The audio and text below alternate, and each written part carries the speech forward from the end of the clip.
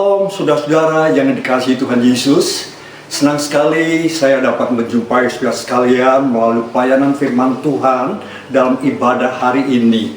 Saya berharap kita semua tetap beribadah dengan baik, dengan setia.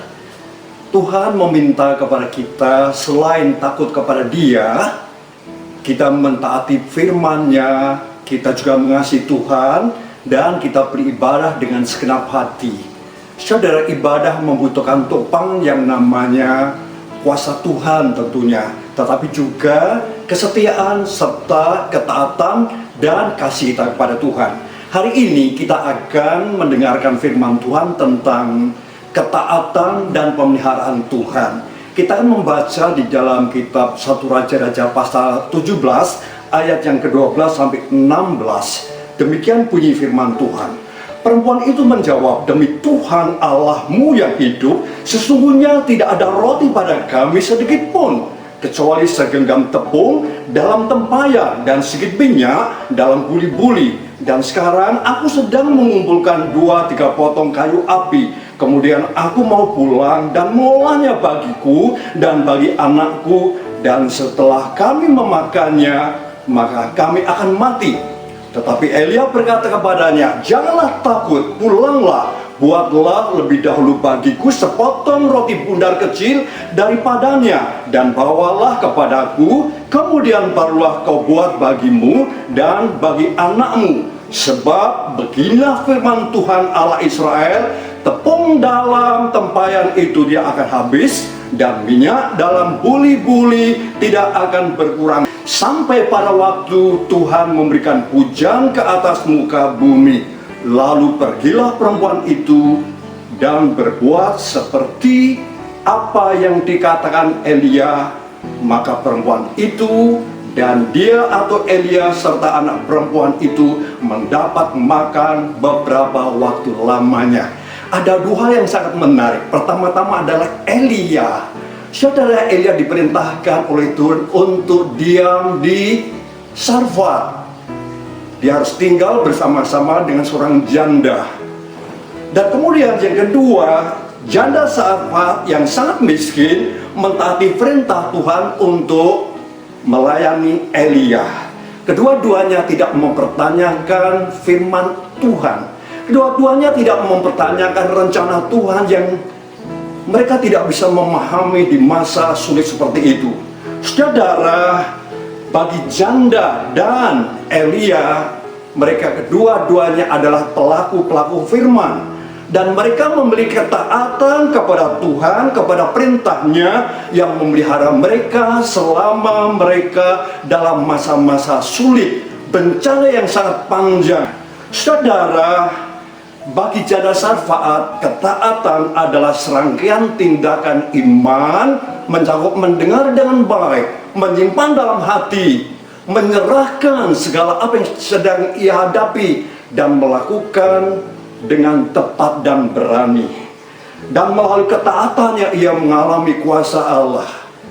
Dia melihat bagaimana cara kerja Allah yang luar biasa. Allah memelihara dia, anaknya, dan Elia yang tinggal di rumahnya selama musim kemarau panjang. Pelajaran apa yang kita dapat dari kehidupan perempuan atau janda Sarfat ini? Saudara, jangan kita bicara tentang kesetiaan, bagaimana hidup benar kepada Tuhan kalau tidak ada ketaatan. Saudara, ketaatan sangat dibutuhkan. Jika kita, saudara, hidup tanpa ketaatan, itu adalah masalah besar. Yang artinya, saudara, hidup tanpa ketaatan sesungguhnya adalah hidup yang tidak layak untuk dijalani, sebab itu adalah sumber bencana. Ketaatan merupakan kunci pemeliharaan Tuhan. Ketaatan yang Tuhan inginkan merupakan pertolongan demi pertolongan, dan kuasa Allah akan dinyatakan. Saudara, ada dua hal berkaitan dengan ketaatan yang kita miliki sebagai anak Tuhan yang harus ada pada kita saat ini. Ketaatan, mari kita taat kepada Tuhan. Pertama-tama, saudara, kita mengikuti rencana Tuhan. Janda Sarfat telah mengikuti rencana Tuhan. Ia telah melakukan perintah Tuhan dengan baik dan tepat. Ia mengikuti apa yang Tuhan inginkan.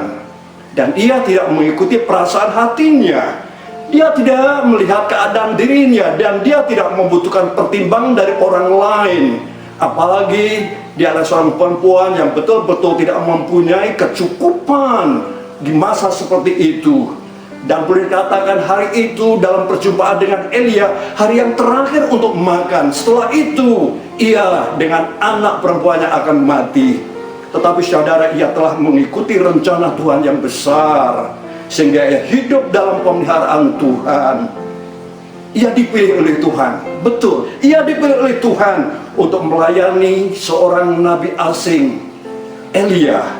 Kita dapat membaca di dalam 1 Raja-Raja pasal 17 ayat 9 bagian B, ketahuilah aku telah memerintahkan seorang janda untuk memberi engkau makan. Tuhan punya kedaulatan untuk memilih dan memakai seseorang. Dan saudara, ketika Elia bertemu dengan janda di pintu gerbang Sarfat, ia meneguhkan apa yang dia lakukan. Dan janda Sarfat itu mempunyai kekuatan. Dia lakukan dengan segera. Dia melangkah dengan segera tanpa sedikit keraguan-raguan. Seperti yang tertulis dalam ayat 17 dan 16a. Lalu pergilah perempuan itu dan berbuat seperti yang dikatakan Elia. Tepat, ia berbuat seperti apa yang dikatakan Elia. Ia melakukan sebuah rencana yang Allah berikan, rencana besar. Saudara, dia tidak melihat keberadaannya yang penuh dengan kekurangan, tetapi dia tidak mempertanyakan tentang Allah, bagaimana bisa terjadi hal itu. Tetapi ia telah melangkah sesuai dengan firman-Nya. Dan ini adalah ketaatan yang ia miliki. Ketaatannya telah membawa perempuan ini masuk dalam rencana Tuhan. Ia mengikuti rencana Tuhan yang menyediakan kebutuhan melalui kuasanya, dan ia berada dalam pemeliharaan Tuhan. Ini adalah kesaksian yang hidup, perbuatan Allah yang sampai hari ini kita boleh baca, menjadi berkat dan kekuatan bagi kita sekalian. Saudara, kita tidak boleh banyak mengeluh. Jangan salahkan keadaan, atau jangan cari kesalahan orang lain. Saat ini ada yang lebih baik dan penting. Mari kita akan melakukan apa yang Allah ingin lakukan. Allah memanggil kita untuk mengerjakan hal-hal yang penting, hal-hal yang baik, hal-hal yang benar. Dalam rencana Tuhan, saudara, hidup kita akan dipenuhi dengan kebaikan. Ketika kebaikan itu ada dalam kehidupan kita, kita bisa berbuat bagi orang lain, lalu membawa kemuliaan bagi Tuhan. Tuhan Yesus mengatakan di dalam Matius pasal 5 ayat 16, demikianlah hendaknya terangmu bercahaya di depan orang, supaya mereka melihat perbuatanmu yang baik dan memuliakan Tuhan. Saya kira ini yang dapat kita lakukan. Saudara, tahun 2020 adalah tahun yang penuh dengan kegagalan. Betapa tidak, ada banyak orang yang telah jauh-jauh hari merencanakan hal-hal yang penting, tetapi ternyata ditunda, dan bukan saja ditunda, tetapi gagal dan tidak dapat dilakukan seperti yang diharapkan, bahkan meninggalkan kerugian besar. Itulah keadaan sekarang. Ada banyak orang mulai stres, ada banyak orang yang putus asa. Tapi saya percaya kita berdoa, Tuhan pasti memberikan pertolongan. Ada rencana Tuhan yang besar dalam kehidupan kita. Ayo mengingatkan kepada kita bahwa Tuhan mempunyai kesanggupan. Tuhan sanggup untuk melakukan segala sesuatu. Bahkan kita harus tahu apa kata Ayub, rencana Tuhan tidak akan pernah gagal. Saudara, kiranya kita mengerti hal ini. Dengan kekuatan yang Tuhan berikan, kita mau memberikan satu hal yang paling baik, ketaatan kita kepada Tuhan, sehingga kita dapat mengikuti rencananya. Kita tahu di dalam Roma pasal 8 ayat 28 mengatakan demikian. Kita tahu sekarang bahwa Allah turut bekerja bersama dengan kita, ya, di dalam segala sesuatu untuk mendatangkan kebaikan bagi mereka yang mengasihi Dia, yaitu bagi mereka yang terpanggil sesuai dengan rencana Allah. Saya berharap kita semuanya dapat menyadari Tuhan memberikan hal yang luar biasa, supaya kita mendengarkan firman-Nya, lalu kita mengikuti dan kita masuk dalam rencananya. Dan saudara, ketika kita mengikuti rencana atau berada dalam rencananya, maka selanjutnya yang terakhir, kita menjadi saluran berkat. Janda Sarfaat dipilih Tuhan sesuai dengan rencana Tuhan. Ia ada dalam agenda Tuhan untuk menjadi saluran berkat bagi orang lain, atau berbagi hidup dalam pemeliharaan Allah melalui masa-masa sulit. Artinya apa? Kita belajar di masa sulit pun kita bisa melakukan sesuatu yang baik, penting dan berarti.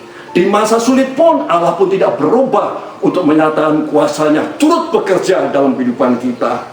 Saudara, apa yang dikatakan di dalam ayat 16 bagian B, ini yang dilakukan oleh janda Sarfaat. Maka perempuan dan dia itu Elia serta anak perempuannya mendapat makan beberapa waktu lamanya. Inilah pemeliharaan Allah. Perempuan Sarfaat ini jujur, tetapi juga murah hati. Ia mau menerima seorang asing, nabi yang tidak pernah dia kenal. Tetapi saudara, dia mau menerima. Ini menunjukkan kemurahan hatinya. Dan bukan itu saja, melalui ketidakkecukupannya, dia berani memberi tumpangan kepada seorang nabi Allah. Saudara, kenapa demikian? Ia percaya kepada Tuhan Allah Israel yang hidup, yang mengadakan mujizat yang ia dengar waktu itu. Dan Allah menyatakan kuasa-Nya sebagaimana dikatakan, tepung dalam tempayan tidak akan habis, minyak dalam buli-buli tidak akan berkurang, seperti firman Tuhan yang diucapkan dengan perantaraan Elia. Janda Sarfaat dan Elia bermodalkan segenggam tepung, sedikit minyak, menyelamatkan mereka dari masa-masa sulit yang sangat panjang. Begitu besar kuasa Allah. Demikian cara kerja Allah yang tak dapat dipikirkan oleh kemampuan manusia. Saudara, kenapa demikian? Kita harus tahu Tuhan menghormati firman-Nya. Tuhan setia dan memelihara janjinya dengan menyatakan kuasa-Nya, menunjukkan mujizat-Nya di Sarfaat, di tempat yang tidak menyenangkan. Apa dia Sarfaat? Sarfaat adalah tempat yang tidak sedap, tempat yang tidak menyenangkan, penuh dengan pujian. Tapi di sana terjadi mujizat kuasa Allah. Secara rencana Allah dinyatakan dan berkat-berkat Allah ditunjukkan. Mari kita renungkan dan kita belajar. Ada keajaiban Tuhan, ada kuasa Tuhan, ada kemuliaan Tuhan bekerja di sana, dan itu tidak dapat dipisahkan dengan ketaatan orang yang dipilihnya. Saudara, perempuan Sarfaat ini telah mulai dengan apa yang ia punya. Ia menyerahkan yang sesungguhnya jauh dari cukup. Dan Tuhan mau bekerja dengan manusia yang penuh dengan kekurangan.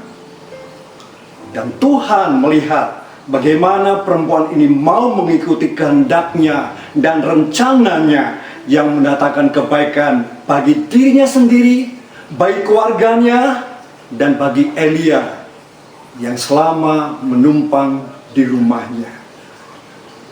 Dengan kata lain, Tuhan memakai orang yang tidak punya sumber yang cukup.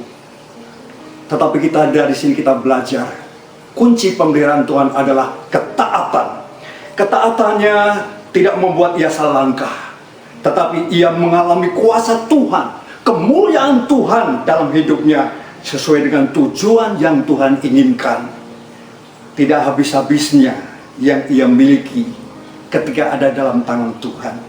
Itulah pertolongan Tuhan dalam memelihara umat-Nya. Sebenarnya apa yang tidak ada habis-habisnya? Di dalam Ratapan pasal 3 ayat 22 sampai 23 mengatakan, tak berkesudahan kasih setia Tuhan, tak habis-habisnya rahmat-Nya, selalu baru tiap pagi, besar kesetiaannya. Saudara, banyak kali kita kurang mengucap syukur, ya. Seringkali kita tidak mengikuti apa yang Tuhan inginkan. Dan kita seringkali juga meremehkan hal yang kecil. Sesungguhnya sekecil apapun ketika kita berharap, berserah, dan ada dalam rancangan Tuhan, kita bisa memberikan kepada Tuhan untuk menjadi alat berkat. Biarlah kita mengerti kebenaran firman Tuhan hari ini. Saudara, dalam ketaatan kita kepada Tuhan, kita belajar untuk menjadi saluran berkat, ya. Atau kita punya kehidupan pelayanan yang harus kita kerjakan sebagai orang-orang yang dikasih oleh Tuhan. Kita harus lakukan dengan segenap hati. Dengan pelayanan, saudara, ini bukan masalah soal mampu atau tidak mampu. Persoalan itu berbicara tentang mau atau tidak mau. Oleh karena itu, kerjakan pekerjaan Tuhan selagi ada kesempatan, atau kita masih hidup, sehingga sekecil apapun saudara yang kita punya, kita berikan sebagai respon keinginan kita untuk selalu berada dalam tangan Tuhan, dalam rencana Tuhan. Biarlah hidup dengan Tuhan, kemudian hidup untuk Tuhan. Akhirnya saudara, hari ini firman Tuhan mengajarkan kepada kita, Tuhan dengan kedalatannya mengatur segala keadaan, kebutuhan kita. Hidup kita harus sesuai dengan kehendak-Nya, dan kita harus selalu mengikuti rencananya yang kekal. Saat kita mengerti ada rencana yang kekal. Dan kemudian saudara, Tuhan tidak bergantung pada tempat, Tuhan tidak bergantung kepada manusia. Sekalipun Ia memakai manusia dengan segala keberadaannya yang penuh kekurangan, Tuhan mau memakai kita semuanya dengan banyak kekurangan.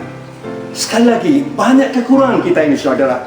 Tetapi ketika kita mau menyerahkan apa yang kita punya kepadanya, untuk menjadi saluran berkat bagi pekerjaannya, bagi orang lain, tentu juga bagi keluarga kita, biarlah Tuhan memberkati kita semuanya.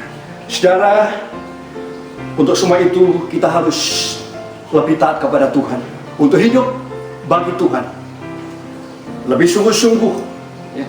Hidup untuk Tuhan lebih sungguh-sungguh selagi kita masih ada, dengan tuntunan firman-Nya dan dengan tuntunan Roh Kudus. Kiranya kita semua mengerti kunci pemeliharaan Allah, ketaatanmu menjadi berkat. Mari kita akan datang ke dalam doa. Tuhan, kami mengucap syukur dan berterima kasih atas pemeliharaan-Mu dan kasih setiamu yang tak ada habis-habisnya. Tuhan, pakailah hidup kami sebagai saluran berkat bagi pekerjaan, bagi sesama kami, bagi kemuliaan-Mu selama-lamanya. Dalam nama Tuhan Yesus kami berdoa. Amin. Tuhan memberkati kita semuanya.